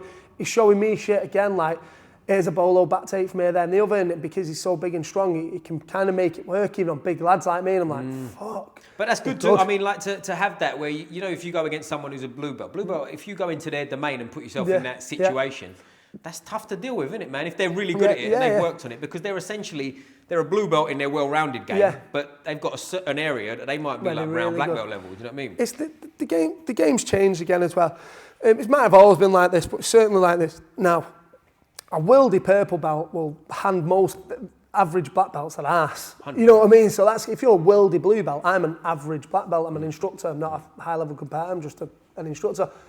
I'm going to have a bit of a struggle with, you know what I mean? You know, you don't know as much. This is where I go back to giving out the belts. Just because you give me a really physical hard roll for 6 minutes because you're a top competitor, you're an athlete, don't quite mean you're a purple yet, because there's big gaps in your knowledge here. Yeah. Even though when I play your A game, you're a fucking beast. You've got to have, that next bit again. That's where I think a lot of competitors do fall off without going on too much. White and blue, you can be quite one-dimensional and get quite far. You can build up a name as a white and blue and be one-dimensional in the competition. As you start going into purple, stuff like that, it kind of starts falling apart. I think a lot of people, and then stay and beat, they don't like it. Fuck this shit, not doing it. They just need to understand, what got you to being really good as white and blue. You have to adapt now. People know, okay, you're really good at rubber guard, I'm not going anywhere near your guard. But I know you put your shit leg locks, so I'm going to dive on your leg. You got to be well-rounded. If you want to be an elite, like black belt competitor, you got to have it all. You got to have everything. You got to keep progressing, don't you? Like the way you did to get to that like superpower you've got. You got to keep going, don't you? Of course you have. You can't just settle on I've won everything at blue, I'll win everything at purple. Because you see that, don't you? Really. You do see guys in the gym that get really good at blue belt, like in quite an impressive amount of time, and then they sort of stall for a while. Well, that was one of my worries about Mikey. I put him up to purple. He'd been training less than 3 years. It's the quickest promotion that I've ever give. I've come through the hard way, brown belt for 5 and odd years, and I've done it kind of the long haul way. But he was number one in the world. He was beating everybody week in, week out. He was travelling all over Europe. He was in Switzerland one weekend, and then this and that. It's a different thing. He beat everyone. So I was like, mate, on paper, really, you haven't really trained long enough to get your purple, but you are a competitor. Let's give you this next test. Yeah. And one of my worries was, will he get found out now at purple? And then I will go, I have given that a bit quick. But he hasn't. He's loses more at purple, but I'd say he's 80-20. So he's where he deserves to be. Winner, he's, but I'm a big believer in that. Like, if you're ready, you're ready. There's none of that time nonsense. There's no point really holding him back. If he said to me, hang fire, I want to go to Vegas and do the Worlds or wherever it's held next year or whatever, I'll go, okay, well, we'll hang fire. Oh, I thought he was going to say, shut up, pussy. Nah, because it makes me look good. Yeah, of course, World champion. Only because I get the reflected glory. Other than that, it was shut up, pussy. It's the only thing I've got as a coach, bit of reflected glory. So he'll be like, let's hold you back a little bit. Yeah. I never take the piss with it, you see like some of these kids, when I'm looking to put some of my kids in a comp and then I see the grey and white belt who they're going up against and they go, fuck no. You know what I mean? Like, no, I'll hold you back a bit. Just don't register for that because he'll absolutely rip you to bits. Kid's been training for like a pro for 5 years. Yeah. Won everything. Obviously, I think there's age constraints as well on the belts that you give. So you can see sort of like, they can't really go up. Yeah, of course, legit, they've got to stay. So kind of gets that. I don't take the piss too much. But it's tricky at blue belt as well, because I know people that I've trained with, well, I think trained with, I didn't train with them when they was kids, but they started jiu-jitsu like the same time as me, and they're still only 16, because they started when they were 7. They're a black belt in do the you know blue what I mean? belt. They started at 7 or whatever, so do you know what I'm saying? Like they've they're got a black the belt in the blue belt. Yeah. That's it. I very nearly matched someone up again for my shows. A kid, 16 blue belt, another bit of a kid, about 17 blue belt. I just asked that final question, how long you train, mate, to the one who's 17. About 18 months, my new blue belt, blah, blah. The 16-year-old, how long you train? I've been training since I was 4. It's like, mate, you're not a blue belt. And it's nearly match you up with someone you're going to fucking rip to shreds. You've got to tell me that. You know what I mean? It's funny that, isn't it? They're out there. They're out there. Well, I had a funny story like that once before, and I won't mention his name just in case he doesn't want, but he was a fantastic boxer. Should have been a world champion. Anyone listening who knows me and knows the boxing will probably know what I'm talking about. But You'll have to tell me after. Yeah, I'll tell you after. He was at a competition, like a novice competition, because he was 17. He was going into the seniors division, but he'd had like fucking tons of fights as a kid, like national level champion, like phenom. And he's weighed in the complete novice category, because the rules have changed now. But the ABAs at the time, when you went from kids to adult, and correct me if I'm wrong, but I'm 99% sure I'm right on this. But it was like when you went to adult, it was clean slate. Right. So now you're just a beginner again. Oh, and he was in the thing, and he's weighed in, and he's ready to rock and roll. And the cameraman went, he can't fucking fight in the novice category. He's going to kill someone. Like, and there's blokes there that had like 2 and 3 fights or whatever. And they all pulled out, and he just like whatever, and then he didn't go through to the next stage anyway. But it was like what the fuck is? And that's boxing. What's happening. So it's not like he's going to choke him out. He's going to put him on another fucking planet. Isn't it? Getting the shit kicked out. Yeah. So it's funny when you see stuff like that. It is funny when you see stuff like that. But are you an MMA man now? You still an MMA fan? Yeah. Love watching the MMA now. Yeah. As we're recording this, we're a day away from Alex Pereira versus Khalil Roundtree, aren't we? So I've got a bet on Roundtree. You've got a bet on Roundtree. Well, this will be good, because this will come out after the fight, so we'll see how clever you are. It's only a little one. I think got 6-1 for a KO so far. You know what? That's worth a gamble. That's it. We'll put $4,000 on it. We'll have a little one. That's cool. And do you genuinely think he'll win, or? I think it's 6-1. It's a 2-horse race. It's just a worth. It's only a little tenner. Let's have a gamble. Nice. But like I said, he's got that Derek Lewis type. Just come in, throw some bombs, and you can never count them out. No. So I've picked up on this before, but I'll repeat myself. Fuck it. I said I think this has got first round knockout for Alex Pereira written all over it. But at the same time, this could be one of them ones where you go, fuck, he's been knocked out. Because it seems too obvious. Do you know what I mean? Like, what's going to happen here? I just think style-wise, this is perfect for him. It Did you see the stats, Khalil's stats? He's been in the UFC, I think it was either 10 or 11 years. All right. He's never ever attempted to take that. I did see that, actually. So he ain't going to the ground, is he? This is going to be a bang-up, and I just think Pereira's a special cat, isn't he? Mate, I think he's... I want to see him fight your boy, Tom Aspinall. I want that fight. I want to see that myself. What did he come up from? Middleweight he came up from. But he's a big boy though, isn't he? He's too big for not too big for light heavyweight, he's not. He's a big light heavyweight. Big light heavyweight. For his last fight, and again, correct me if I'm wrong, the light heavyweight limit's 93, right? So he weighed in, 93 kilos, that is 205 pounds. He weighed in, but fight night the next day, he was like 104. Right, so he's a big boy, and he's lean, 104. He's 6'5", I think, isn't he? Have you seen a pic? I'll keep repeating this as well, sorry guys, but there's like a little video clip of him like this with Tyson Fury. He's nearly as fucking big as Tyson Fury. No, I've not seen it. Like frame-wise, he's not that much smaller. You go, fuck me. But I want to see him fight Tom Aspinall. Now, this is a biased Jim, because he's your mate, but give him much chance. I'm going to say, I might have to roll with Tom at some point again. Tom. We'll have a bet on that one as well. All in. But, I mean, I'm going to ask the question I keep asking people as well. Like, John Jones is fighting Stipe. Yeah. I think Stipe's time's passed. Do you give him much of a prayer against John Jones? No. Outside of Tom, I don't give anyone much of a prayer against John Jones. I mean, and even Tom, you can be as biased as you want. John Jones is a special. He's great, isn't he? You know what I mean? He's the best to ever do it, in my opinion. You know, John Jones, you look at his reign for him. So he's one of the only ones that is still never mind relevant, at the top of the game from when I first really got into MMA, who was there. You know, they've all gone. The vast majority of them, you know, from his era, from when he just started taking over, you're just thinking, who else still there? Even like, you think the heavyweights who generally have a longer lifespan, you have Velasquez's and Junior Dos Santos, they've all gone. Yeah. John Jones is still there from that era. And there's some people that are still floating about, but like not at the tip of the iceberg. Not there. They're taking, they're on the card. So if you fucking how's he still fighting? Yeah. You know, it's not like they're ruling the division like John is. He's you've got to see the John Jones and Tom Aspinall fight. That has to happen. It's the I mean, I understand where John's coming from, where he probably thinks, you know what, every new guy is going to be my crowning achievement. You know what I mean? How many times have I got to do it? But Tom now, how dominant Tom has been, I don't think there's going to be another Tom for a while. I think he can come, fight Tom. If he beats Tom, I don't think there's anyone else until he's well retired that's going to come through that has kind of the claim to fight John. Yeah. You know, listen, I think if he comes through Stipe and he beats Tom, there's no argument he's the greatest of all time. There's not. You've got to walk. Like, what's the point? If you in my opinion, there's no argument already. No, so what was he, but if you fight long enough, you're going to lose, aren't you? Yeah, you know what I mean? He ain't going to keep winning if he's 60. So it's like at a certain point you got to stop. But I just feel Stipe, you've got to fight Aspinall now, and I just think he's saying he might not. I just think it's a money thing. I think it's like he's got to hold out. He's got to play the game. He's fighting. Tom. His ego won't let him walk away. Tom's already got into. He's already playing the mind games with Tom, where you know. The fight is already in John Jones's mind. Like Tom put his hand on him at, can't remember where it was. It's some kind of press, and he kind of nudges it off. Yeah. That's all. John Jones is that kind of athlete where that's a mind game straight away. 1-0. And he dismisses him too. Because Tom Aspinall goes, "Do you want to do a face-off?" He goes, "Nah."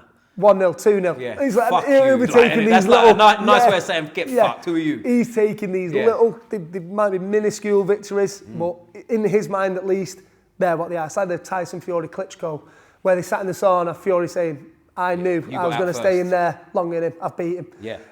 When you get to that level of thinking, that kind of mindset, I think this is the games that they're playing. They count them little things, don't they? Yeah, of course. They can play into your mind. But also, I think it's a big deal to John Jones to retire as the greatest of all time. Yeah, he ain't walking away about fighting. No, and Tom's star keeps building, so the sort of money they might be able to throw at that kind of fight maybe next year. Mate, you know, I think it's one of them, and like obviously I don't know what goes on behind the scenes in UFC, but to me, I don't care what they say they're paying him. To make that fight happen, surely there's something under the table going, here's 20 million, shut the fuck up, just fight. Just do that, have it, yeah. Just don't tell no one. Yeah. Do you know what I mean? It's got to be backhanders, aren't there? It's got to be. If you look at people like Derek Lewis, we spoke about earlier, have you seen the pictures he posts of his house and his cars? No. Well, mate, does his UFC payroll not cover it now? Well, I mean, fighters' pay can't be that bad. He lives in a house that is big enough for a family of 26, and like he's got 2 Lamborghinis, like a McLaren, something like.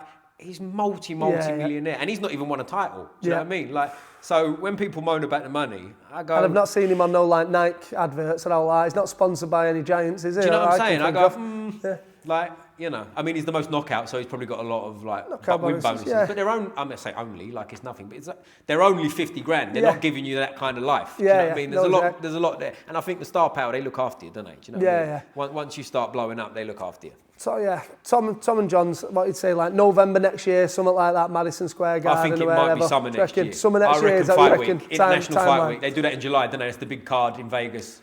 That'd be mad. Madness. It's like I said, if there's one more fight in Jones after, he might just run through Stipe. I mean, don't want to count Stipe out too much, but I think most people are. And I am myself. With Cyril Gane, to me was like. You can say what you want about his grappling, like that was like incredible. Like, like, fuck, he beat him like I've said it again. I'm repeating myself, but it's like if you brought a fucking 12-year-old boy to me, come here, son. Down you know here, pin, batter, have this. choked. You know what I mean? Done, nothing, no resistance at all. And I think he'll do that to Stipe. Yeah. And then I think it's him and Aspinall, man. That's the fight. What do you think? A prediction for Aspinall Jones? I really couldn't call it. I couldn't. You know what I say, Tom. Obviously, I'd love to see Tom beat Jones, go little, do everything, and go on to reign. But if John's still got one more fight left in where he's truly at the top of his game, I've got that thing for Jones. I don't ever see a situation where I can see John Jones on his back, unconscious or tapping from someone. You know, when you picture certain people and you think, can you imagine John Jones next to the cage? I say, lost.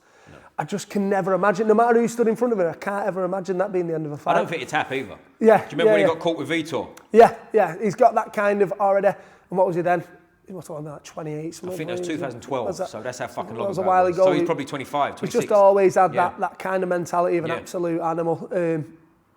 Again, I'm not going to say either, but I'd obviously want Tom to win. But just John's I can never picture any man that beats John Jones. If he's at his peak. If he's still John Jones. The timing might be working. You know, Jones, lot of fights, maybe might look a bit slow in the Stipe fight, who knows? You know, and then I think we'll be able to tell more after that fight. Well, I think personally, the Stipe fight, not that we're criticising Stipe, but he's using this as a warm-up. He's been off, he's had 2 surgeries. This for him is like, let me feel myself, and then I'll take on this young, you know, savage. But curveball, Alex Pereira goes up to heavyweight and says, "Fuck it, I'm in the mix too." How's he do against Big Tom and John? I think Tom and John beat everyone. So that's the argument. The two. I think they're the two. I think they both just beat everyone else on the roster. I don't think there's any other fight to make. Tom can beat Pereira, John can beat Pereira.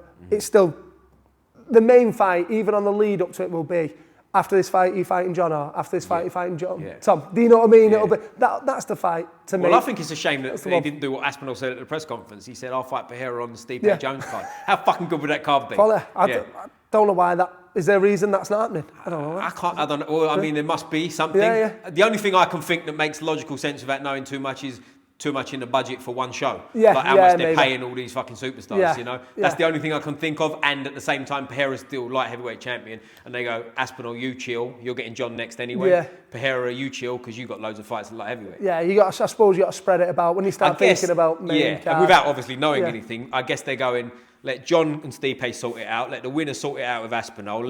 Then let Pereira go up to heavyweight and do it properly. Because it looks like John and Stipe, either way, will be out the door anyway. So we need another big thing to, you know, if Tom lost to John, which I'm not saying he would, but if he did, there's still plenty of life left in him. He can have that bounce back fight. Pereira, John's out the door. He's forgotten about, you know. How good's that? If he does lose to John and John sails off into the sunset and now for a vacant belt, him versus Pereira. He's still right at the top of the game. Because he's definitely the best heavyweight other than John. And Pereira will be going for his third belt. Like, fuck me. That's a massive fight. It's a win-win, innit? Yeah. So now we're literally saying it out loud, I can understand entirely why they didn't make. Exactly.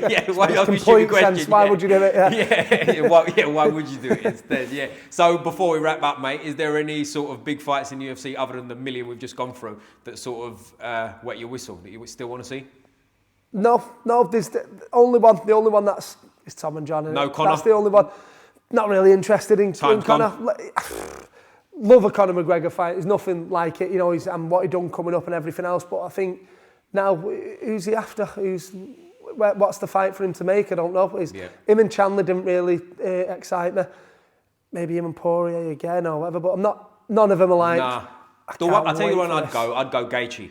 Gaethje's coming off a big knockout. That'll be the one. I think that's the one. They'll have a bang up. Let's see that. Gaethje. Because that to me will gauge where Conor is. You know, a bit like the Chandler one would have too. Because you got to fancy, and it's not criticising them, but you got to fancy in his prime. A prime Conor would have slam dunked them. So you see, like you can see where he's still at. And if he comes back and he looks great, how exciting would a build up? Maybe not the fight itself, but a build up for him and Islam Makhachev. All the fucking history there. It'd be amazing, wouldn't it? Like if he wants it, a lot of people. The amount of wealth that he's got now, the amount of money, I say this, it'll get to anyone. You know, you've got to be a certain type of person to get that amount of money, and then still, I'll go and let peasants punch you in the face in training. You know what I mean? Just look at them and just go, what the fuck am I here? What am I doing here? You know what I mean? Well, I can be on my Lamborghini. I've got a Lamborghini yacht, I do not need to be here with you. And also, the window's closing. I think he's 37-ish now. He's 36, 37. That's old for flyweight, welterweight, whatever he is. Well, you know, even if it's not, you can still do it. The window's coming, isn't it? Do you know what I mean? How long you got? You know? You're at the tail end there. The heavyweights get a little bit more juice out of it, but a little bit more time out of it. But like I said, the smaller guys, once you start to lose your speed, it starts to come curtains, doesn't it? You know, doesn't it? Yeah, and he's had a couple losses. That like mystique about him, even though he had. Correct me if I'm wrong, he had a couple of losses before he got to the UFC, didn't he? Or did he have early one doors. I think he had 2 losses before the UFC. But then he kind of rebuilt an entire different mystique coming out of the champ of Cage Warriors and into the UFC. But I think once you've lost that, even in your own mind, some of that I think probably happened to Darren Till as well. Massive. Where you think you're absolutely invincible. It's a great mindset to have, but you've also got to be able to like continue once that's shattered a little bit. And I think with Till, again, I've trained with Till, he's a fucking beast. You know, he's a beast. He is. Even people say he's grappling shit. I've grappled with. I fancy myself a decent grappler with a bit of size. It's hard work. He can grapple. Maybe not to the, the elite guys or whatever, but he's certainly not shit anywhere. Yeah. And I think what happened to him is his entire self, kind of what he really thought of himself. I'll never get knocked out. I'll never lose. Happened, and then it's like, fuck. I think they just lose. I don't know. I just think. It's a good mindset to have, but you got to be able to rebuild when the worst does happen. It's all right. I'm not invincible, and can McGregor? I don't really know. Once he's not had a mystique about him, people used to be terrified before they fought. They used to melt in front of him. You've seen even like the Max Holloways of the world, they just kind of shelled a little bit around him. Poirier was a big one, wasn't it? Do you remember the first fight with Poirier? He was fucking gone. Went into a shell straight away. He had it, and McGregor stands big, wide, like open. You know, when you see enough people fighting him, they'd lost straight away. But once you start seeing him lose a few times, like, he's not that good. No. You know, he's not as great. Well, you're just fighting the fighter then. You're just fighting what he is, and there's ways to beat anyone. But when he's like, oh, fuck me, and you're... he's running this show, I'm just here. Just, all these people, everyone's just for him, it's his show, I'm kind of a little part of his story. Yeah. You know. Well, another one's Tony Ferguson. Bless him. Tony can't get a win for love nor money. He's on an 8-fight losing streak. It's curtains. Mate, I'd like to see him, you know. He's fighting Nick Diaz next, isn't he? Again, that would have excited me how many years ago? Now, like you say about fights coming up that excite you. Yeah. It's one for the old boys. Well done, glad you're getting paid, but fight each other and disappear now. Yeah, call it a drama. At a certain point, it gets sad. Yeah, of course. Like if you've only got like this 8-fight losing streak. Now 8's a fucking lot. But if you go back to when he lost the first one against Gaethje, he was on like a 12-fight winning streak. No one could beat him. He was supposed to fight Khabib, wasn't he? Yeah. And that was it. And that was a pasting as well, wasn't it? That one just a bit. That was a proper beatdown. It was a beatdown. It was. And sometimes you don't recover from them. That's it. He had it punched out of him. There's so many that are like that. Yeah. You know, again, I think it's a fight. You have got to be driven. You have got to have that kind of mindset where no one can beat me. But you know, even if you got a little bit or a lot, I think you've got to have an element of thinking that you can beat anybody. Yeah. And then once that gets shattered a couple of times, how do you rebuild? That's it. I think the answer is you can't really. Do you know what I mean? Once it's properly... Not a lot of them seem to, do they? No. You know? And also it's different. Like when you're that super confident fighter in the cage and in the build-up and all that, there's still moments, I'm sure, when you're laying at home and it's like you're nervous and you're thinking about things, right? Yeah. And I think what happens would be for someone, because the fame, the pressure, that's massive too, right? Them like moments of second guessing yourself just get bigger and bigger. Yeah. And then you take them with you to the fight. And once you're in there, like Tony Ferguson, like out of them 8 guys, there's no, well, firstly, some of them might have beat him. You can't say they wouldn't, right? But not all of them. I want to bet on him when he's in his, do you know what I mean? real You've got to prime. fancy and run through most of them, wouldn't you? You know. Same, it goes back to again just talking about John Jones and how elite John Jones is even on a mental stage. When he came out against Rampage Jackson on his hands and feet, and then I heard the story about it after. I've heard it was on Tom Blackledge's book actually.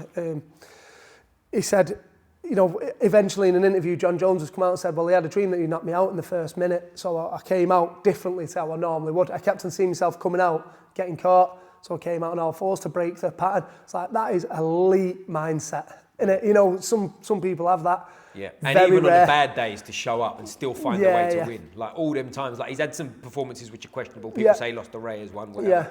But he won. Do you know what I mean? Every he's fucking time. He got Every it. fucking time. You know what I mean? And look at his rematches too.